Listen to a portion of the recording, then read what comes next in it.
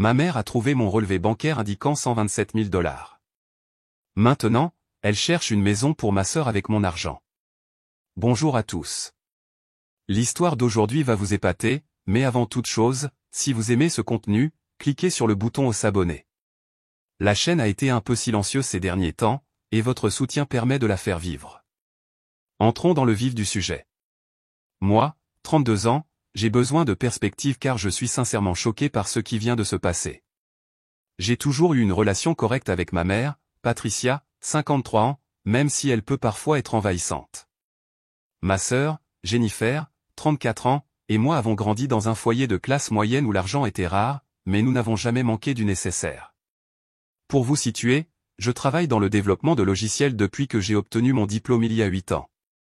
J'ai vécu frugalement, j'ai épargné de manière agressive et j'ai fait quelques investissements chanceux. L'année dernière, j'ai acheté une modeste maison de 2 chambres dans un quartier correct. Rien d'extraordinaire, mais elle est à moi, et j'en suis fier.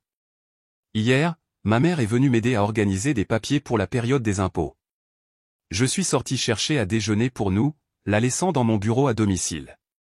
Quand je suis revenu, elle était assise à mon bureau avec une expression étrange, un mélange de choc et de quelque chose que je ne pouvais pas vraiment identifier. « Michael, dit-elle, tenant mon relevé bancaire. Pourquoi ne m'as-tu pas dit que tu avais autant d'argent ? » Mon estomac s'est noué. J'avais laissé le relevé dans un dossier sur mon bureau, sans jamais penser qu'elle fouillerait dans mes documents personnels. Le relevé montrait le solde de mon compte d'épargne de 127 000 $, de l'argent que j'avais soigneusement accumulé pour de futurs investissements et des fonds d'urgence. « Maman, ce sont des informations financières privées, dis-je, essayant de garder un ton calme. Tu ne devrais pas regarder ça. » Elle fit un geste de la main avec désinvolture. « Privé de ta mère ? Ne sois pas ridicule. » Mais Michael, c'est excessif. Tu thésaurises de l'argent pendant que ta sœur a du mal à payer son loyer chaque mois. Je suis resté là, un sac de sandwich à la main, complètement déconcerté. Jennifer travaille comme enseignante, et oui, son salaire n'est pas formidable, mais elle ne m'a jamais demandé d'aide et gère ses finances de manière responsable. Maman, cet argent est pour mon avenir. Investissement, retraite, urgence. Urgence ? Elle rit, mais ce n'était pas un son joyeux. Tu as déjà une maison. Quelle urgence pourrais-tu bien avoir besoin de plus de 100 000 $? Pendant ce temps, Jennifer jette de l'argent par les fenêtres en loyer chaque mois parce qu'elle n'a pas les moyens de payer un acompte. La conversation a dégénéré à partir de là. Elle m'a accusé d'être égoïste, d'oublier d'où je venais, de penser que j'étais meilleur que ma famille. Elle a dit que puisque je n'avais manifestement pas besoin de tout cet argent, je devrais aider Jennifer à acheter une maison au lieu d'amasser des richesses dans ma propre propriété. J'ai essayé d'expliquer que mes économies étaient soigneusement planifiées, que j'avais des stratégies d'investissement, que ce n'était pas parce que j'avais des économies que j'étais obligé d'acheter une maison à ma sœur, mais elle n'a rien voulu entendre. Elle est partie en trombe, mais non sans dire « Je t'ai mieux élevé que ça, Michael. » La famille est de la famille. Tu as plus qu'assez à partager. Maintenant, je suis assis ici, me sentant violé et coupable en même temps. Une partie de moi se demande si elle a raison. Ai-je l'obligation d'aider ma sœur parce que j'ai eu de la chance ? Mais une autre partie de moi est furieuse qu'elle ait fouillé dans mes documents privés et qu'elle essaie maintenant de me culpabiliser pour que je dépense mes économies durement gagnées. Je n'ai pas encore parlé à Jennifer. Je ne sais même pas si elle est au courant de tout ça. Mon téléphone n'arrête pas de sonner avec des SMS de ma mère qui me disent de faire ce qui est juste et de ne pas être avare. Ai-je tort de vouloir garder mes économies pour mon propre avenir ? Comment gérer cette situation sans détruire mes relations familiales ? Mise à jour 1. 2 semaines plus tard. Je n'arrive pas à croire que je suis de retour ici avec une mise à jour si tôt, mais la situation a dégénéré au-delà de tout ce que j'imaginais. Après mon message initial, j'ai suivi vos conseils et j'ai essayé d'avoir une conversation calme et rationnelle avec ma mère. Je l'ai appelée 3 jours après l'incident et lui ai suggéré de nous rencontrer pour prendre un café afin de discuter des limites et de la vie privée. Elle a accepté, semblant étonnamment raisonnable au téléphone. J'aurais dû m'en douter. Je suis arrivé au café pour y trouver non seulement ma mère, mais aussi ma sœur Jennifer et ma tante Linda, la sœur de ma mère. C'était une embuscade. Elles avaient même choisi un compartiment d'angle où je ne pouvais pas facilement partir. Michael, commença ma mère avant même que je puisse m'asseoir. Nous sommes ici parce que nous t'aimons et que nous sommes inquiètes du chemin que tu empruntes. J'ai failli rire devant cette mise en scène digne d'une intervention. Le chemin de l'épargne. Jennifer avait l'air mal à l'aise, mais elle a pris la parole.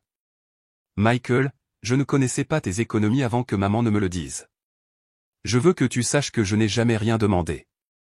Mais ma mère l'interrompit. Elle ne devrait pas avoir à demander. C'est ce que fait la famille. On s'entraide. Tante Linda a renchéri avec des histoires sur la façon dont mes grands-parents ont toujours aidé leurs enfants, comment la richesse familiale devrait être partagée, comment ma génération avait perdu de vue les valeurs familiales. C'était une attaque coordonnée contre mon caractère et mes choix. La révélation qui m'a sidéré est survenue lorsque ma mère a sorti son téléphone et m'a montré des captures d'écran d'annonces immobilières. J'ai fait des recherches, dit-elle fièrement. Il y a plusieurs maisons convenables dans le district scolaire de Jennifer. 3 chambres, 2 salles de bain, de bons quartiers. Avec tes 127 000 $, tu pourrais verser un acompte de 20% sur une maison à 300 000 $ et il te resterait encore de l'argent. Elle avait cherché une maison pour ma sœur avec mon argent. Maman, dis-je, essayant de maîtriser ma colère montante. Tu ne peux pas dépenser de l'argent qui ne t'appartient pas. Ce n'est pas dépenser. C'est investir dans la famille, rétorqua-t-elle.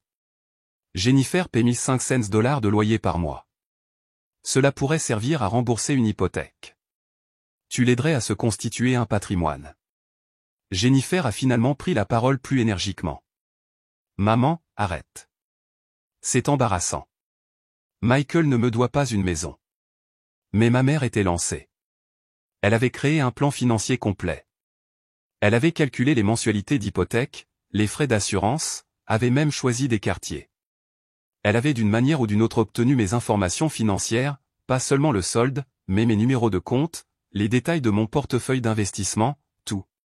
Comment as-tu obtenu toutes ces informations, demandai-je. Elle a eu l'air penaude pendant un instant. Tu as laissé ton ordinateur portable ouvert quand tu es allé aux toilettes pendant le dîner la semaine dernière. J'ai juste pris quelques photos pour mieux comprendre ta situation. Je me suis senti mal. Elle a délibérément fouillé dans mon ordinateur et photographié mes informations financières privées. Je me suis levé pour partir, mais elle m'a attrapé le bras. Michael, j'ai déjà dit à Jennifer qu'elle pouvait commencer à chercher sérieusement. Ne nous embarrasse pas en te rétractant maintenant. Me rétracter de quoi? Je n'ai jamais rien accepté. La conversation s'est terminée par mon départ, tandis que ma mère me criait après à propos de la déception et de l'égoïsme. Jennifer m'a envoyé un texto plus tard pour s'excuser, disant qu'elle avait essayé de dire à notre mère que c'était inapproprié, mais qu'elle avait été déboutée. Le pire, c'est que ma mère a raconté à des membres de la famille élargie ma richesse et le fait que je refusais d'aider ma sœur. J'ai reçu des messages de cousins et de tantes à qui je n'avais pas parlé depuis des années, certains me soutenant, d'autres suggérant que je devrais partager mes bénédictions. J'ai changé tous mes mots de passe, activé l'authentification à 2 facteurs sur tout et bloqué mon crédit. J'envisage également de changer complètement de banque. La violation de la vie privée est ce qui me touche le plus. Elle a fouillé dans mon ordinateur, a pris des photos de mes informations financières et les utilise maintenant pour essayer de me manipuler afin que j'achète une maison à ma sœur. Je suis perdu. Comment le fait de vouloir économiser de l'argent pour mon avenir s'est-il transformé en ce drame familial? Mise à jour 2.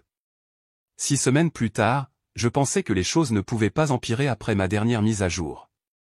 J'avais tort. Il y a 3 semaines, j'ai reçu un appel d'un numéro inconnu. C'était une agente immobilière nommée Suzanne qui appelait pour confirmer notre rendez-vous pour visiter des maisons pour ma sœur. Apparemment, ma mère lui avait donné mes coordonnées en tant que bailleur de fonds pour l'achat. Je suis désolé, il y a eu un malentendu, lui dis-je.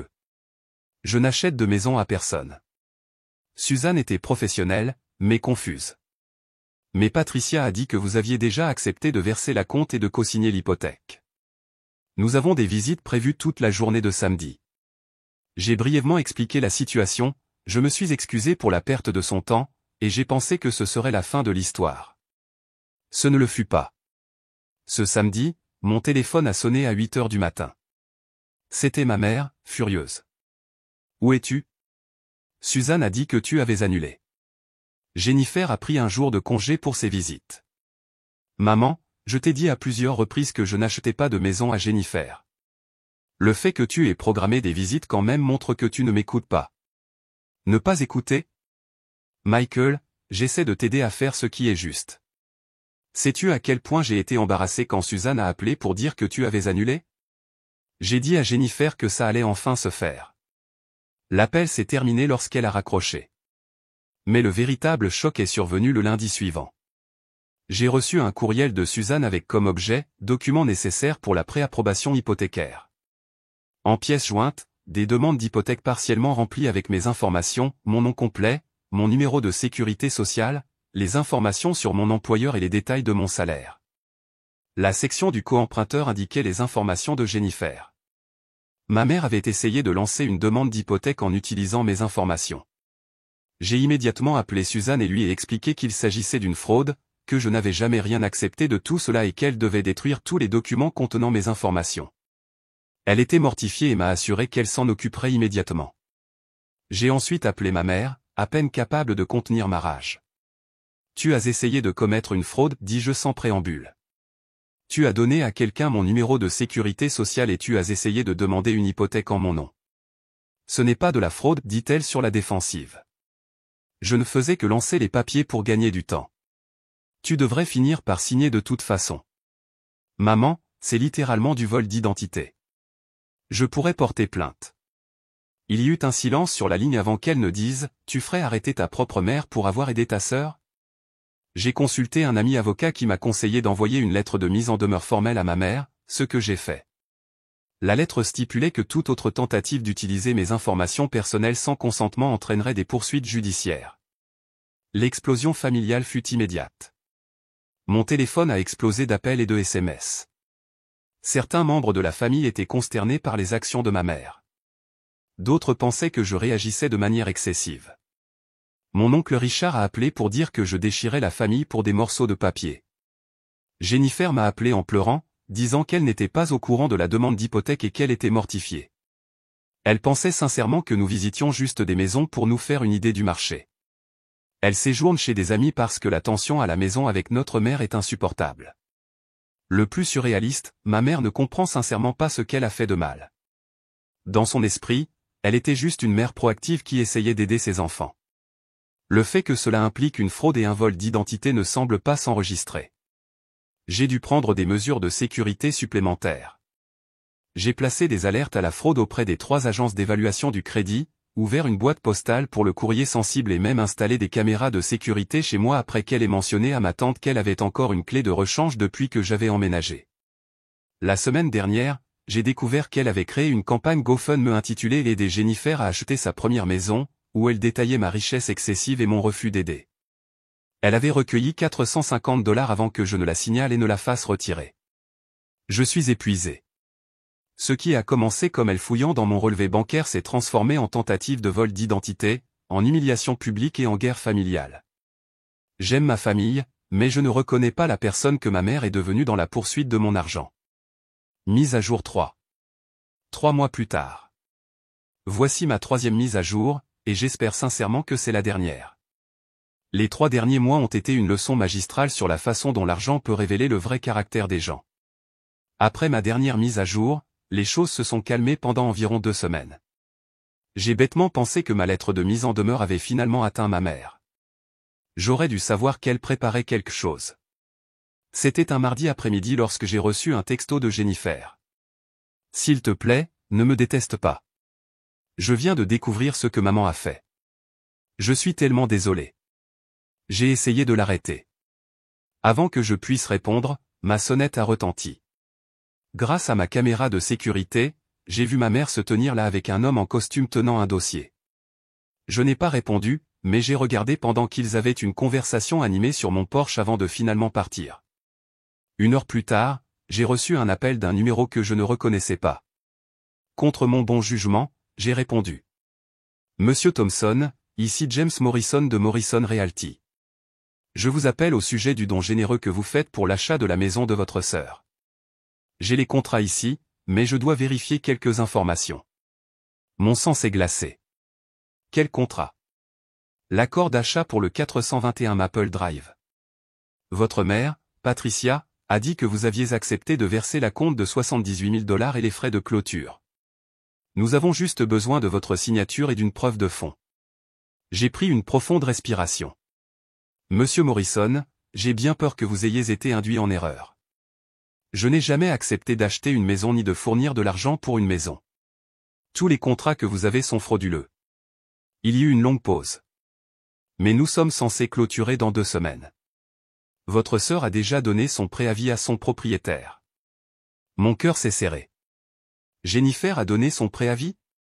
C'est ce que ma mère m'a dit. Elle a dit que tout était arrangé, que vous étiez juste occupé par le travail et qu'elle gérait la logistique. J'ai expliqué la situation aussi professionnellement que possible.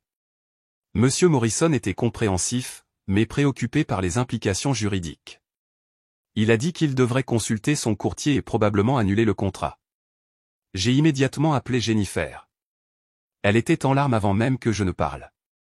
Michael, je te jure que je ne savais pas, maman m'a dit que tu avais changé d'avis et que tu voulais me faire une surprise. Elle a dit que tu te sentais mal à propos de tout et que c'était ta façon de t'excuser. Je n'ai donné mon préavis que parce qu'elle a dit que la maison était une affaire conclue. Ma mère avait manipulé ma sœur pour la mettre dans une position terrible. Jennifer avait moins de 30 jours pour trouver un nouveau logement parce qu'elle croyait aux mensonges de notre mère. La confrontation avec ma mère a été explosive. Je suis allé chez elle ce soir-là et, pour la première fois de ma vie, je lui ai vraiment crié dessus. Tu as rendu Jennifer sans abri. Tu as menti à elle, aux agents immobiliers, à tout le monde. Elle a essayé de se défiler. Si tu avais juste fait ce qui était juste dès le début. Il n'y a pas de bonnes choses ici. C'est mon argent, le mien. Pas le tien à promettre, pas le tien à dépenser, pas le tien à planifier. La famille est de la famille, m'a-t-elle hurlé. Ton grand-père aurait honte de toi. Mon grand-père a travaillé pour tout ce qu'il avait et n'a jamais exigé de faveur de ses enfants. La discussion a continué jusqu'à ce que mon père, qui était resté largement silencieux tout au long de cette épreuve, prenne enfin la parole. Patricia, ça suffit, dit-il doucement. Tu as perdu la tête à cause de ça. Tu détruis notre famille. Elle s'est alors retournée contre lui, l'accusant de prendre mon parti, de ne pas se soucier de l'avenir de Jennifer. Mais il a tenu bon. Notre fils a économisé cet argent. Il l'a gagné. C'est tout ce qu'il y a à dire. Les conséquences ont été rapides. Jennifer a trouvé un nouvel appartement avec l'aide de ses amis. Bien que ce déménagement soudain lui ait coûté cher, je lui ai proposé d'aider à payer les frais de déménagement, le seul argent que j'ai volontairement offert tout au long de cette épreuve, qu'elle a accepté avec gratitude. Ma mère raconte à qui veut bien l'écouter que je suis un fils avare qui a laissé sa sœur devenir sans abri plutôt que de partager sa fortune. La plupart des membres de la famille ont décelé sa manipulation, surtout après avoir appris la tentative de fraude et le faux achat de maison. La semaine dernière, j'ai eu une dernière surprise. Une lettre recommandée est arrivée avec l'écriture de ma mère. À l'intérieur, il y avait une facture pour m'avoir élevé, détaillant tout, des couches aux contributions universitaires, pour un total de 47 892 $. Sa note disait que c'était moins de la moitié de ce que je lui devais et que je pouvais payer le reste en achetant une maison à Jennifer. J'ai ri, j'ai vraiment ri. L'absurdité de tout cela m'a finalement frappé. Ma mère était devenue tellement obsédée par mes économies qu'elle a détruit sa relation avec ses 2 enfants, a tenté de multiples formes de fraude, et voulait maintenant me facturer rétroactivement mon enfance. J'ai gardé cette lettre. Mon avocat dit qu'elle pourrait être utile si elle va plus loin. À ce jour, je n'ai pas parlé à ma mère depuis 6 semaines. Jennifer et moi nous sommes rapprochés grâce à cette épreuve. Elle s'est excusée à plusieurs reprises pour le comportement de notre mère et a commencé une thérapie pour faire face à la manipulation qu'elle a subie. Mon père appelle de temps en temps, rapportant tristement que ma mère reste convaincue qu'elle n'a rien fait de mal. Il envisage la séparation si elle ne se fait pas aider. L'argent qui a tout déclenché est toujours sur mon compte, toujours le mien, et continue de croître grâce à des investissements prudents. J'ai appris que la confidentialité financière n'est pas seulement importante, elle est essentielle. J'ai également appris que l'argent ne change pas les gens. Il révèle qui ils sont vraiment. Dernière mise à jour. 4 mois plus tard. Je n'allais pas refaire de mise à jour, mais j'ai reçu plusieurs messages demandant une conclusion. Et honnêtement, écrire ces mises à jour a été thérapeutique. Ceci est vraiment ma dernière mise à jour.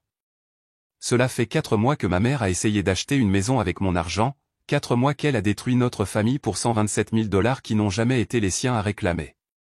La fin de cette saga est à la fois triste et un peu pleine d'espoir. Le mois dernier, j'ai reçu un appel de mon père. Il avait l'air fatigué, même vaincu. Michael, ta mère a eu un épisode à la banque. Mon estomac s'est noué. Quel genre d'épisode? Elle a essayé d'accéder à ton ancien compte d'épargne, celui que tu avais quand tu étais adolescent. Quand ils lui ont dit qu'il était clôturé depuis des années, elle est devenue hystérique. La sécurité a dû l'escorter dehors. Le directeur de la banque m'a appelé.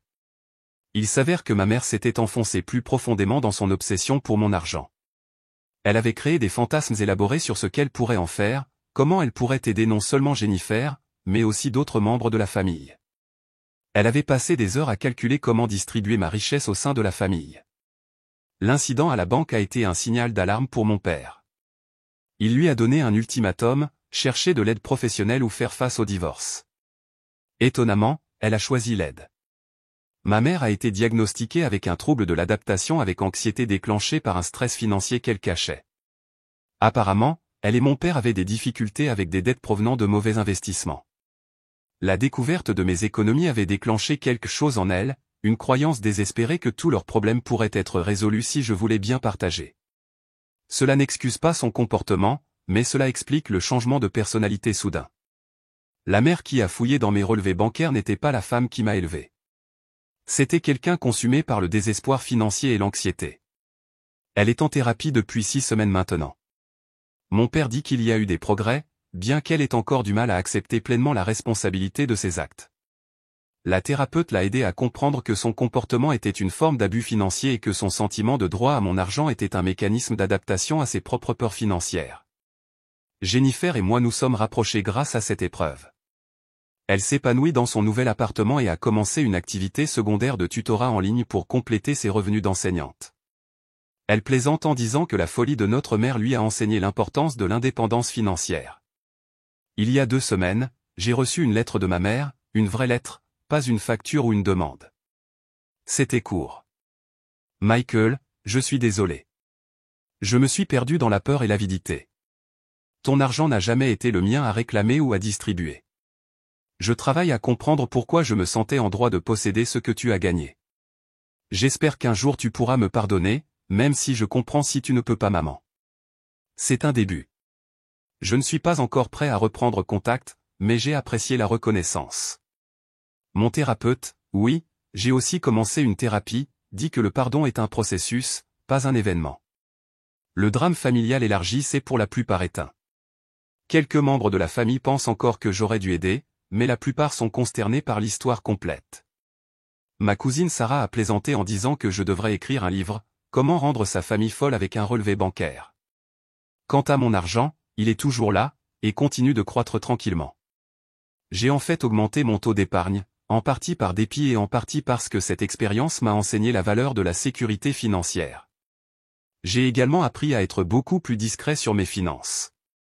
Seul mon comptable et mon conseiller financier connaissent maintenant ma véritable valeur nette. J'ai quand même fait une chose avec l'argent.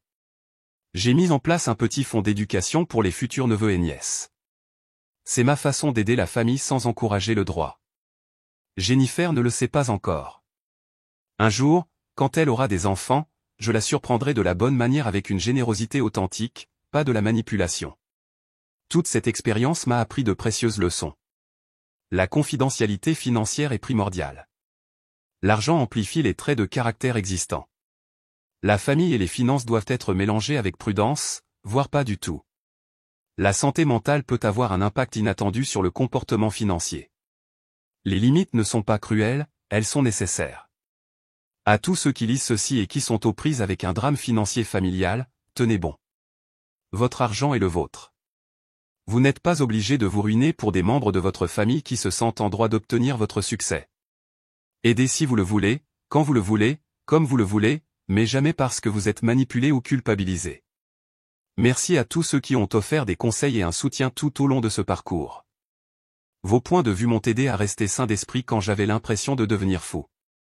Et maman, si tu lis ceci, je sais que papa t'a montré mon premier message, je t'aime.